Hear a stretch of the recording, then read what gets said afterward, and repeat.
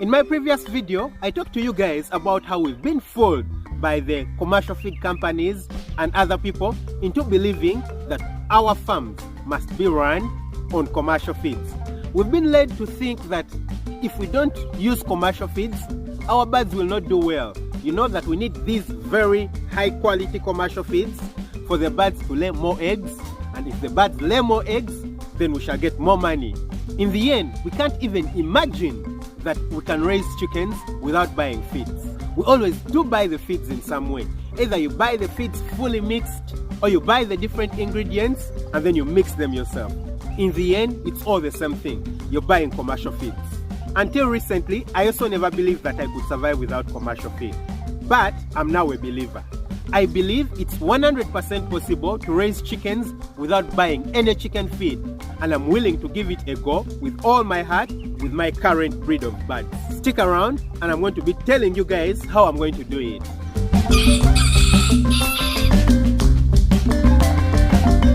Hi guys, welcome back to the channel. My name is Daniel, a practicing medical doctor, very passionate about poultry farming. And on this channel, I talk to you guys about poultry farming in all the different ways. Everything you need to learn, it's available on the channel. You can click on a link right here or in the description so that you can watch my playlist with everything you need to know about poultry farming. And in case you're new to the channel, you're in the right place. Don't forget to hit the subscribe button and hit the notification bell. That way you never miss out on anything. And please, don't forget to smash the like button. That way YouTube knows that you like what you're seeing. Now the birds I keep on my poultry farm are the Issa Brown version of birds. You guys keep asking me in the comment section below.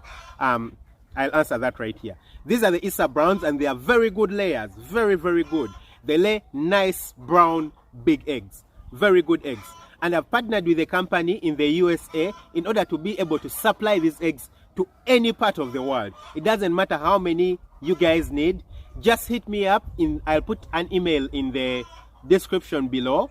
Just send me an email. We shall be able to ship these eggs for you. If you want to keep birds commercially, any part of the world that you're in, we shall be able to ship these eggs to you. Very good fertile eggs. That way you can get them, incubate them, and then you can hatch them, and you know, you can even be able to redistribute them. Now, if you haven't watched my previous video, it's very important that you watch it. It comes just before this one. You probably won't understand a lot of what I'm talking about here if you don't watch it. So I leave a link for it right here. Please pause this video, go and watch it, and then you can come back to this video.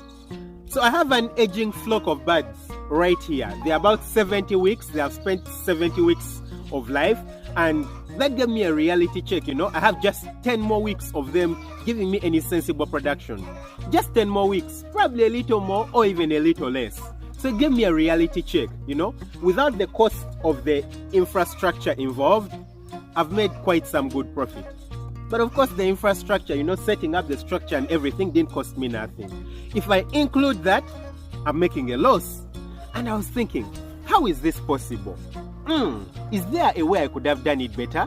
And using people from the diaspora, people from the US and a few other friends, I've been able to notice that there's a better way to do farming. There is a better way, there's a cheaper way to farm. We can spend less money on the chicken feed. Feed prices can really not be depended upon.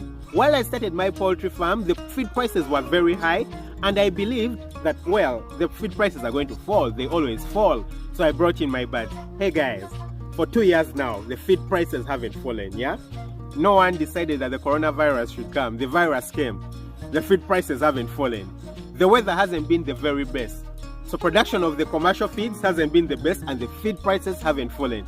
So I can't trust the feed prices to not fall or to fall at some point. So I can't rely on commercial producers and all that kind of stuff for the feeds for my chickens, because in the end, I'm going to keep making losses, or I'm going to be making very tiny profits, and I need to make as much money as possible because we all want money. We all need to make money. So I'm going to be experimenting with my birds.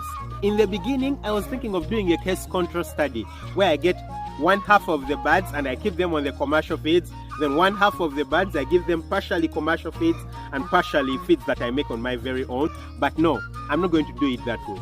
I'm going to give all the birds the experiment. I'm going to experiment with all the birds because I need to cut down the costs as much as possible.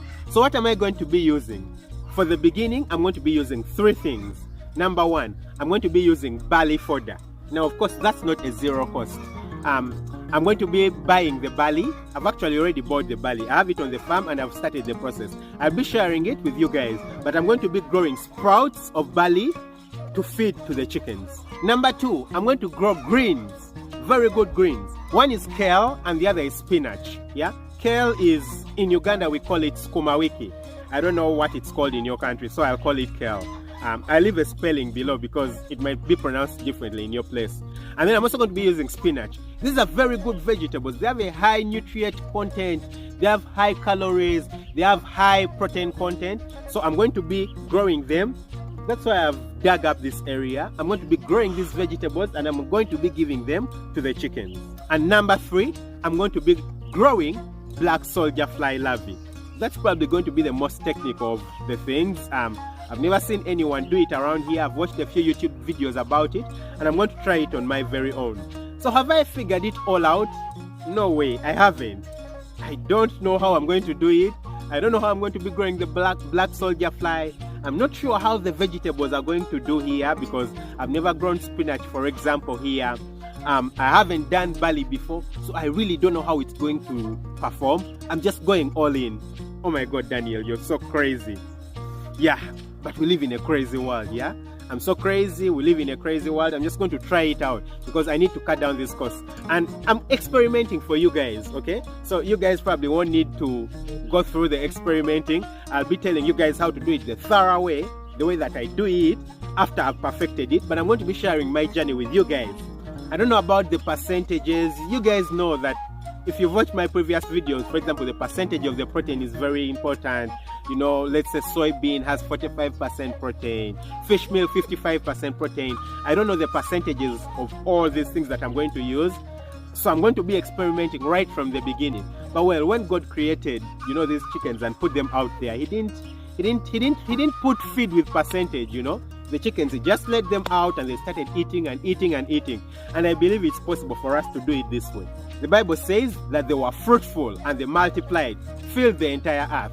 So I can do it very fruitfully too, without knowing the percentages. But in the meantime, of course, I'm not going to be like an old-fashioned village farmer. No, I'm going to research about the percentages of nutrients in all these things, you know, the carbohydrates, proteins, vitamins, the minerals, the calcium, in everything that I'm going to use. And then I see how I'll have to balance them out, you know, what percentage of what, how many kilograms of, let's say, the black soldier fly larvae should I give them, how many kilograms of the barley should I give them.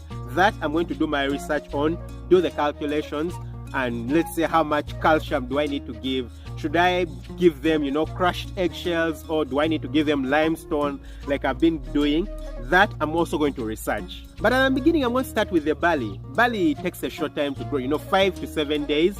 And I've already started the process. So probably in a week's time, I should be sharing you guys my experience. But then the greens that I'm going to plant take a little bit longer to grow, you know, around 2 months for them to grow. So that will take longer. But the good thing with chickens is that everything that I'm going to grow doesn't take a long time to grow. Nothing takes more than 2 months to grow. And when you give the birds whatever you've given them, you will see the effects immediately. In less than a week, you'll be able to tell whether the things are doing a good thing or they are doing a bad thing. And then the barley fodder, the black soldier fly, and the vegetables can be grown on a really small piece of land because I have a really small piece of land at my disposal. I'll be sharing with you guys the entire process so that if I fail, you know what to avoid. But I'm a believer. I believe in God and I believe I'm going to do everything the correct way. So there's no way I don't give myself a chance of failing. Surely I can't fail. Really, can I fail? Yeah. So guys, thanks for watching. Keep following. I'm going to be sharing with you guys, you know, in the coming weeks, each and every step along the whole process. Don't forget to subscribe. Don't forget to hit the like button, and see you on the very next upload. Lots of love.